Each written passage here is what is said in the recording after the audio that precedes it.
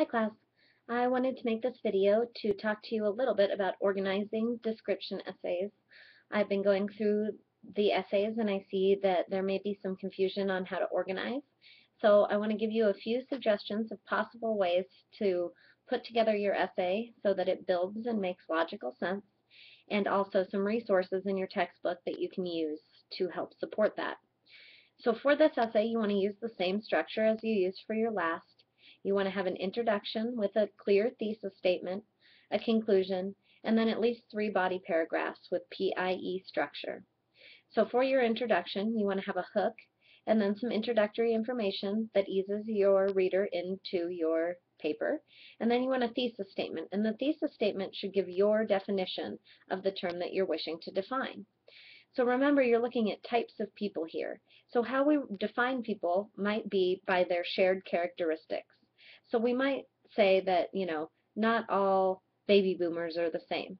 But what we want to find out about baby boomers is what characteristics do they share. And so you do that by, looking at these other definitions through your research, but also through your own knowledge of the topic. So your thesis statement should outline at least 3 characteristics that all baby boomers share. If that's your topic, you can just insert any other topic for baby boomers. Okay, and then there are kind of 2 possible ways to organize. There are probably others, but I'm going to give you these 2 suggestions so that you have somewhere to start. So one way to organize would be to do your body paragraphs based on the characteristics you list in your thesis. So you would have a topic sentence saying one characteristic that all baby boomers share is, and that's your point, the P in the PIE, and then your illustration would be information from either your sources, so your 2 online sources, or also if you look at pages 128 to 130 in your textbook, there are suggestions of some essential things for a definition essay, and those are things you can use as filler in the I portion of your paragraphs, right? So you could have connotations or personal experiences, whatever, to illustrate those points. And then your explanation connects those illustrations, those examples, back to your topic sentence and to your thesis. Okay, so this is very similar to what I talk about in the overall essay structure, but just with this particular example. So then each of your paragraphs, you use transitional expressions between them, and each of them is going to give a different characteristic.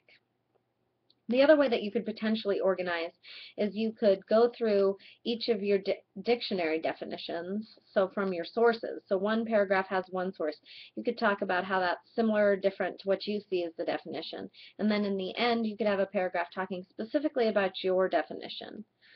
That's another possibility for organization. The other thing that you need to remember for this essay is that you do have to have 2 sources. They should be from the internet. You can use library databases, you could use books, but I did say it was okay to use general internet sources for this particular paper. So when you include those, you want to keep your quotations as brief as possible. Keep them short. Okay, so you might have found a big long definition, maybe on Urban Dictionary or Wikipedia or whatever. You only want to use small snippets of that, the essence of the definition. I'm a little concerned that there's too much information about history coming into some of these papers. So if, say, you're doing hippies or baby boomers, you have a very long history of the terminology, and that's not necessarily what we're looking for in this particular paper. You need to be looking for those shared characteristics as opposed to a long history of the movement. And when you put in those sources, you want to put in just a little bit. You want to make sure that they're properly integrated, which means at the beginning you have a signal phrase, something like according to urbandictionary.com, and then comma, and then the quote. And then afterwards you need your parenthetical citations, so you need your text to be cited. So usually this is going to have the title of the article, because many of these short definitions don't have authors. And if the title of the article is the same for all 3, then you need to also put the site that it's from in those parentheses. Most of these are online sources, so they don't have page numbers. And then at the end you need to have your Works Cited page, and go back and look at that example of how to cite one of these sources and use it as a model for how to cite your sources. So make sure that's alphabetized, all that good stuff that I go through on that slide share about citing sources. It's really important that you go through that slide share. Remember, if you haven't cited in text and on a Works Cited page, then you may receive a 0 for the assignment. So you need to make sure you're attributing your sources properly. And there are lots of review materials on the student calendar for the last several weeks about plagiarism, about citation, and about MLA formatting. So please make sure you take a look at those if you haven't done so yet. I hope this is helpful as you're finishing up your final drafts this week. Thanks for watching.